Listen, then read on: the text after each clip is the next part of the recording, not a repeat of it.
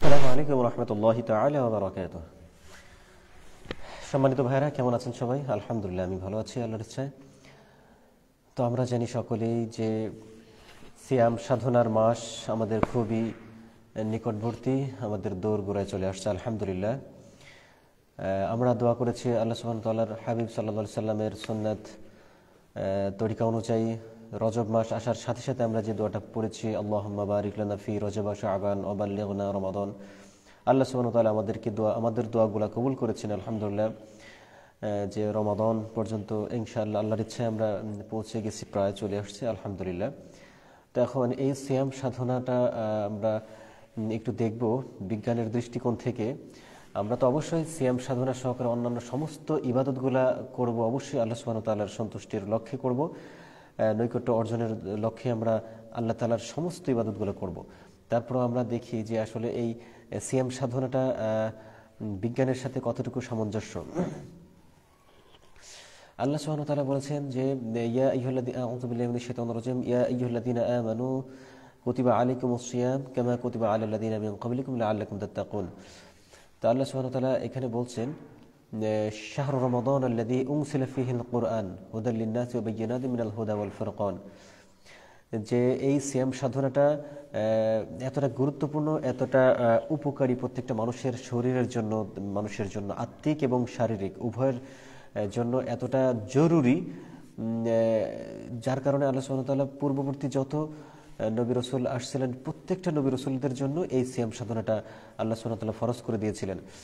তো কোন কোন নবীর ক্ষেত্রে ছিল 1 দিন, 5 দিন, 3 দিন, 10 দিন এইভাবে করেছিল, কিন্তু আল্লাহ সুবহানাহু ওয়া তাআলা তার হাবিব সাল্লাল্লাহু আলাইহি সাল্লাম অর্থাৎ আমাদের শরিয়ার জন্য আল্লাহ সুবহানাহু ওয়া তাআলা বিধান দিলেন শাহরু রমাদান, রমাদান মাস, অর্থাৎ পুরা একটা মাস, অর্থাৎ 30 দিন, অর্থাৎ একটা মাস সিয়াম সাধনার জন্য নির্দিষ্ট করে দিয়েছেন। তো এটা আল্লাহ তাআলার পক্ষ থেকে আমাদের জন্য সবচেয়ে বড় একটা নিয়ামত আলহামদুলিল্লাহ। তো এখন দেখি যে এটা আত্মিকভাবে অবশ্যই এটার উপকার রয়েছে। তো আমরা এটা দেখি আমাদের শারীরিকভাবে এটার উপকারটা আমরা একটু বিজ্ঞানের দৃষ্টিকোণ থেকে দেখি। কোরআন সুন্নাহর ভাষায় পরিভাষাটা হচ্ছে সাওম বা সিয়াম। তো এটা আত্মসংযম, বিরত থাকা ইত্যাদি বাংলা অর্থ আসে। আর রোজা যেটা বলা হয় সেটা হচ্ছে ফার্সি ভাষার একটা শব্দ। তো ইংরেজিতে যেটাকে বলা হয় ফাস্টিং, আর বিজ্ঞানের পরিভাষা এটাকে বলা হয় অটোফেজি। আমরা অনেকেই জানি যে 2004 সালে জাপানের একজন বিজ্ঞানী, তিনি নাম হলো ওশিনোরি ওহশমি, এই লোকটা এই ফাস্টিং অর্থাৎ এই রোজাকে কেন্দ্র করে, সিয়ামকে কেন্দ্র করে দীর্ঘদিন যাবৎ গবেষণা করেছে যে কেন মুসলমানদের একটা মাস সিয়াম সাধনা করতে হয়। এটাকে নিয়ে তিনি কি করছেন, গবেষণা করছেন। তো গবেষণা করে যেই রেজাল্টটা বিশ্ববাসীর সামনে উপস্থাপন করছেন সেটা হচ্ছে, তিনি বলেছেন যে প্রত্যেকটা মানুষের মধ্যে যে সেলগুলো রয়েছে, কোষগুলো রয়েছে, প্রত্যেকটা মানুষের মধ্যে রগ রয়েছে, রগের মধ্যে যেটার মাধ্যমে রক্তনালিকা, আমরা বলি রক্তনালিকা, রক্ত সঞ্চালন বা রক্ত চলাচল করার যে লাইনগুলো রয়েছে, রগ আমরা যেটা বলি। তো এই রক্তনালিকা যদি ভালো থাকে, পরিষ্কার থাকে, রক্ত চলাচল যদি সচল থাকে, ভালো থাকে, তাহলে সেই ব্যক্তির শরীরটা সবচেয়ে বেটার থাকবে।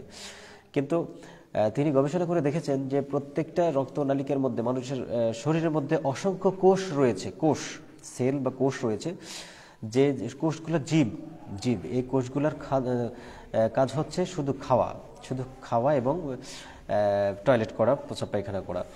তো এই সেলগুলা প্রত্যেকটা রক্তনালিকার মধ্যেও অসংখ্য কোষ রয়েছে।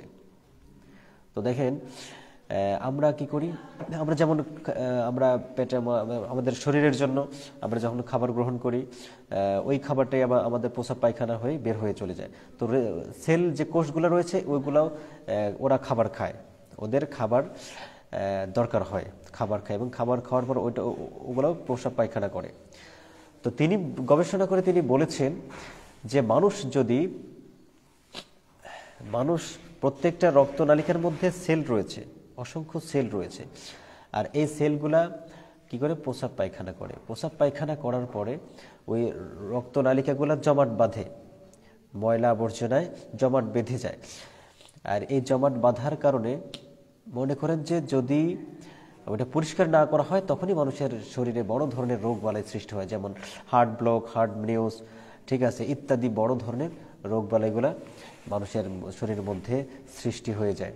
তো তিনি বলেছেন যে একটা মানুষ যখন সারাদিন পেটে কোনো খাবার না পৌঁছায় তখন ওই সেলগুলো, তো আমরা খাবার পৌঁছাইলে ওই খাবারগুলো তারা খায়, ভক্ষণ করে, কিন্তু আমরা যখন খাবারটা আমাদের শরীরে দিব না তখন তাদের ধর্মই হচ্ছে খাওয়া, শুধু খাওয়া। তো তারা খাবেই, আপনি যদি শরীরে খাবার না দেন তাহলে তারা খাবেই। তো এখন তারা কি খাচ্ছে? যখন আপনি শরীরে খাবার দিচ্ছেন না তখন তারা খাচ্ছে সেটা যেটা সারা মাস, অর্থাৎ 11টা মাস তারা খেয়ে খেয়ে যে রক্ত নালিকার মধ্যে জমাট বাঁধা যে ময়লা আবর্জনা জমাট বেঁধে আছে, তো ওই ময়লা আবর্জনাগুলো তখন খেতে থাকে। তো খেতে খেতে খেতে খেতে এমন একটা পরিবেশ হয়ে যায় যে রক্তনালিকাগুলো পরিষ্কার হয়ে যায় এবং রক্ত চলাচল সুন্দর থাকে, সুন্দর সচলভাবে চলাচল করতে পারে।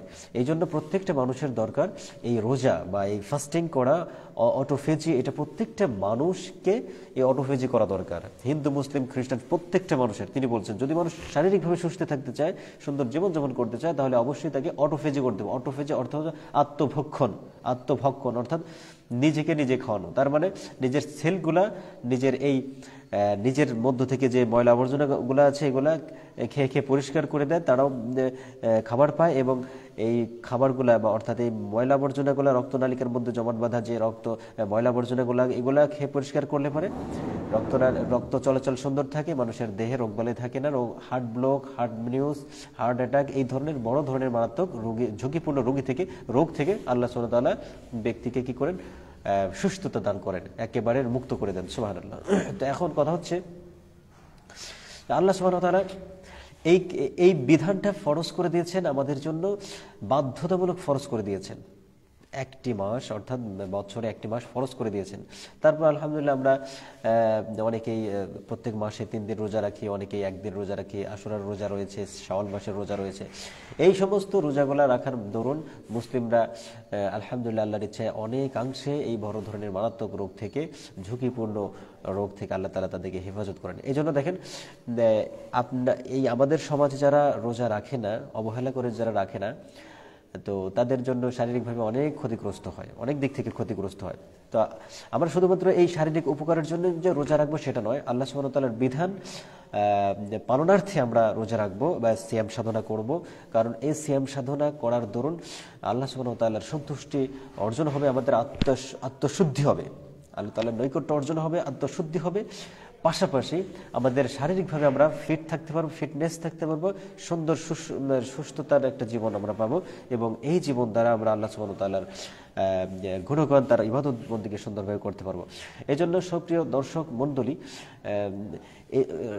সিয়াম সাধনা করাটা শুধুমাত্র আত্মিকভাবে যে আপনি উপকৃত হচ্ছেন সেটা নয়, এটা আপনার শারীরিকভাবে আপনি সুস্থতার জন্য আপনার রোজা সিয়াম সাধনাটা করা জরুরি। এমনকি সিয়াম সাধনার মাধ্যমে আমাদের আরও যে উপকারটা হচ্ছে, অভাবী, দরিদ্র, ক্ষুধার্ত যারা আছে তাদের ক্ষুধাটা আমাদের ভিতরে কি হচ্ছে?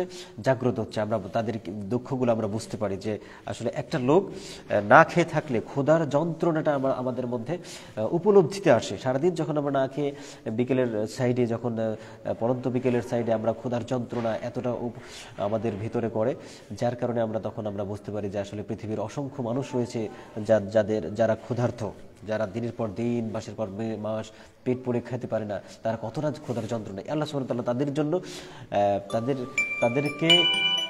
তাদের জন্য তাদের দুঃখ বোঝানোর জন্য আল্লাহ সুবহানাহু ওয়া তাআলা সিয়াম সাধনা করেছেন, যাতে করে আমরা এর মাধ্যমে দরিদ্র, অসহায়, ক্ষুধার্তদের আমরা পাশে দাঁড়াতে পারি, তাদের কাছে গিয়ে আমরা তাদেরকে একটু সহযোগিতা করতে পারি, সদকার হাত, দানের হাত, সহযোগিতার হাত যেন তাদের কাছে আমরা বাড়াইতে পারি। তো এইভাবে করে আমরা সিয়াম সাধনাটা আমাদের সর্বদিক থেকে আল্লাহ সুবহানাহু ওয়া তাআলা আমাদেরকে উপকৃত করেছেন, আমাদের জন্য কল্যাণ করেছেন সিয়াম সাধনাকে দান করে। সর্বোপরি এই সিয়াম সাধনার মাধ্যমে আমরা আল্লাহ সুবহানাহু ওয়া তাআলার নৈকট্য অর্জন করতে পারবো। ছোট্ট একটা নেক আমল, নফল একটা নেক আমলটাও ফরজের সমতুল্য পর্যায়ে সওয়াব হয়ে যাবে। সুবহানাল্লাহ। একটা ফরজ, 70টা ফরজের উপরের এরকম মূল্যবান হয়ে যায় আল্লাহ সুবহানাহু ওয়া তাআলার কাছে। এজন্য এই মাসটাকে, এই মাসের সময়টাকে অবশ্যই আমরা খুব জোরালোভাবে, খুব আন্তরিকতার সাথে, আন্তরিকতা এবং কি বলে সুবর্ণ সুযোগ হিসেবে আমরা প্রত্যেকটা সময় আল্লাহ সুবহানাহু ওয়া তাআলার ইবাদতের মধ্যে কাটানোর চেষ্টা করব। কোরআন তেলাওয়াতের মাধ্যমে আমরা চেষ্টা করব, কোরআন তেলাওয়াত আমরা সবসময় পড়ার চেষ্টা করব। কোরআন নাজিলের মাস কোরআন দিয়ে উদযাপন করার জন্য আল্লাহ সুবহানাহু ওয়া তাআলা আমাদেরকে একটি মাস কোরআন দিয়ে উদযাপন করার জন্য বলেছেন। আমরা অন্তত কয়েকটা বড় বড় সূরা বা কয়েকটা অন্তত কিছু আয়াত আমরা মুখস্থ করব। 30 নম্বর পারার আমরা যে সূরাগুলো আমাদের এখনো মুখস্থ হয়নি সেগুলো আমরা মুখস্থ করব, বা ফজিলতপূর্ণ যে সূরাগুলো রয়েছে এগুলো আমরা ইনশাআল্লাহ আমরা মুখস্থ করব। তো মুখস্থ করার পাশাপাশি ইনশাআল্লাহ আল্লাহ সুবহানাহু ওয়া তাআলার কোরআনের প্রতি আমাদের একটা আন্তরিকতা আসবে, কোরআনের প্রতি মহব্বত আসবে, কোরআন তাফসীর করব। হ্যাঁ, একটা কথা, কোরআনের বাংলা অনুবাদ অর্থ অবশ্যই আমরা একবার হলেও এই মাসে শেষ করব। কোরআন খতম অবশ্যই আমরা কয়েকবার পড়ব, তাফসীর পড়ব। আল্লাহ সুবহানাহু ওয়া তাআলা আমাদের সকলকে এই ছোট্ট পরিসরে যে কথাগুলো আমরা বললাম বোঝার তৌফিক দান করুন।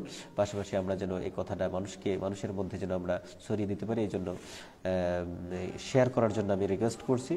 আল্লাহ সুবহানাহু ওয়া তাআলা আমাদের সকলকে আমল করার তৌফিক দান করুন। আমিন। আসসালামু আলাইকুম ওয়া রাহমাতুল্লাহ।